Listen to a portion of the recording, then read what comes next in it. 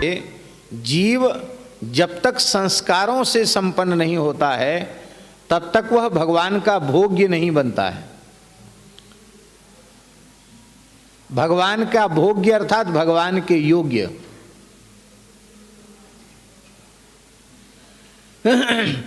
तो इसलिए हमारे यहाँ संस्कारों की बड़ी महिमा है। वर्तमान समय में कथा वार्ताएं खूब हो रही हैं, पर वो जीवन में लोगों के कम उतर पा रही हैं। उसका एक कारण यह भी है कि लोगों के संस्कार हो ही नहीं रहे। जात कर्म संस्कार तो समाप्त हुआ, हॉस्पिटल में पैदा होते हैं, जात कर्म संस्कार तो कोई मतलब ही नहीं। नालोच्छेदन संस्कार भी खत्म हुआ। नामकरण भी अखबार में पढ़ के और पंजिका में देख के गूगल गुरु से पूछ के नामकरण संस्कार हो जाता। पंडित जी की जरूरत ही नहीं है, उसमें मुहूर्त की आवश्यकता नहीं है, कोई संस्कार नहीं। विवाह संस्कार भी नाटक जैसा हो गया। अंत्येष्टि के बारे में तो लोग जानते ही नहीं। श्राद्ध तर्पण पिंडदान की परंपरा शिथिल हो गई। तो संस्कार शून्य समाज, उसकी स्थिति क्या है उसको कहने की आवश्यकता नहीं है, सबके सामने है। संस्कारों की बहुत महिमा है, बहुत महिमा है संस्कारों की। एक महात्मा ने कथा सुनाई हमको। बोले एक बार रानी ने राजा से शिकायत की कि महाराज एक ही राजकुमार है, वो भी 7 वर्ष का हो गया, दूसरी कोई संतति नहीं, कम से कम 1-2 बालक तो होने चाहिए। और तो राजा ने कहा कि देखो देवी, बात ऐसी है कि हमारे जो पंडित जी पुरोहित जी हैं बहुत बड़े विद्वान हैं, धर्मशास्त्र के, ज्योतिष शास्त्र के, तो उनसे बिना पूछे हम कोई काम नहीं करते हैं। वे जब गर्भाधान का मुहूर्त बताते हैं तब हमने गर्भाधान किया था, ये राजकुमार हुआ। तो अभी गर्भाधान का कोई उत्तम मुहूर्त ही नहीं आया।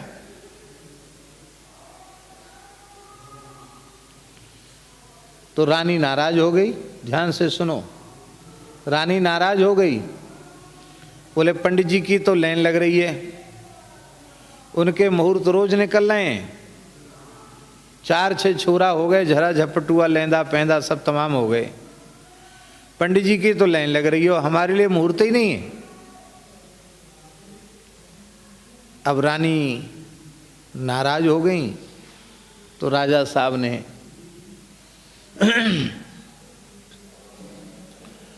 पंडित जी को कह दी, बात ऐसी है महाराज,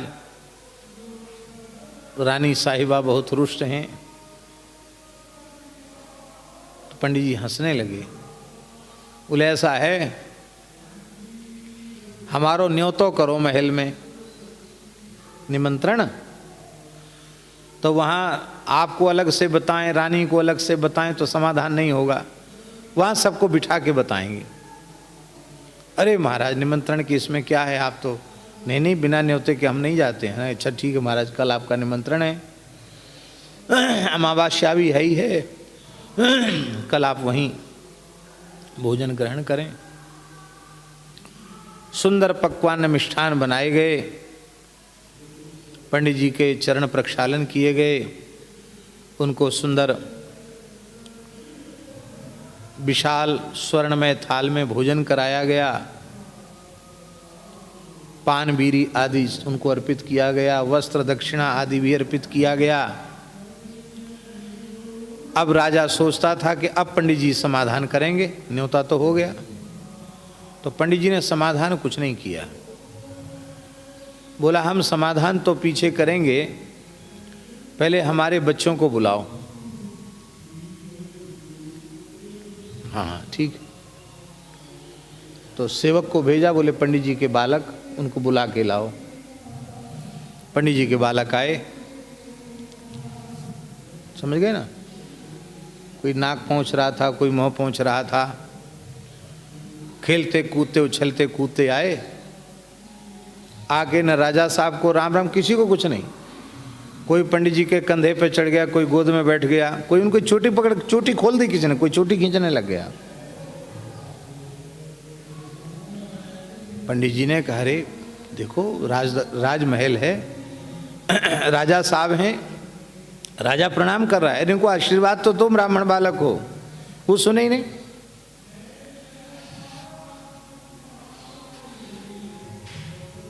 हालत खराब हो गई पंडित जी की।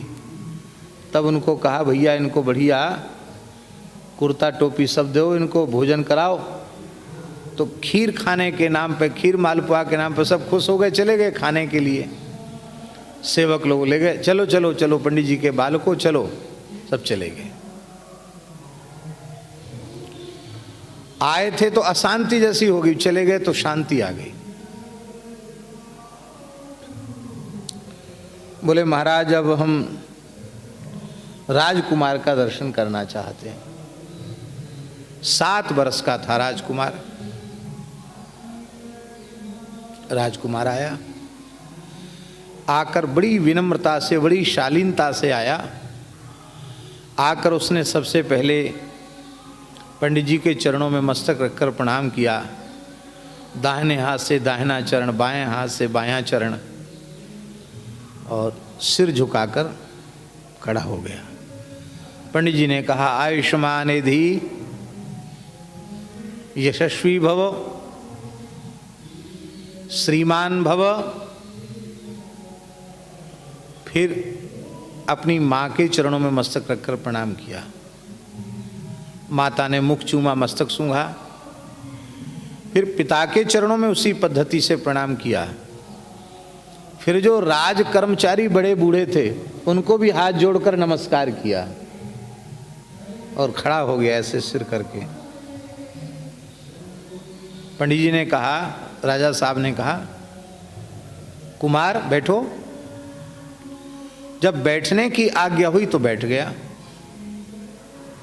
शांत मुद्रा में बैठ गया। पंडित जी ने कुशल क्षेम पूछा, जाओ वत्स जाओ। फिर आज्ञा, जो आज्ञा कह के चला गया। पंडित जी बोले रानी जी से कि ऐसी लाइन लगानी हो जैसी हमारे यहाँ लाइन लग रही है, ऐसी लाइन लगानी हो तो हमसे मुहूर्त पूछने की आवश्यकता नहीं है। और ऐसा राजकुमार चाहिए, ऐसा संस्कार संपन्न चाहिए जो आपके यश और मान और कीर्ति को बढ़ावे, धर्म की ध्वजा को सुरक्षित रखे। तो फिर आपको शास्त्र की आज्ञा का पालन करते हुए संस्कारों पर जोर देना ही पड़ेगा। ये कथा एक महात्मा ने हमको सुनाई थी लगभग 30-32 साल पहले। और शायद ये कथा हमने पहली बार सत्संग में सुनाई है।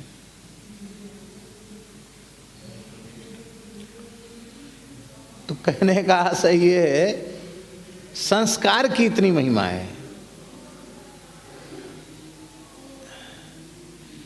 हीरा भी एक पत्थर होता है, खान से जब निकलता है, पर जब उसका संस्कार हो जाता है वह अमूल्य हो जाता है।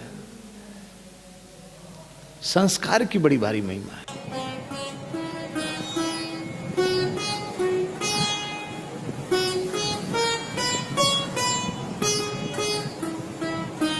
श्री सीताराम प्रतिदिन सत्संग एवं दर्शन के लिए श्री महाराज जी के ऑफिशियल चैनल को जरूर सब्सक्राइब करें।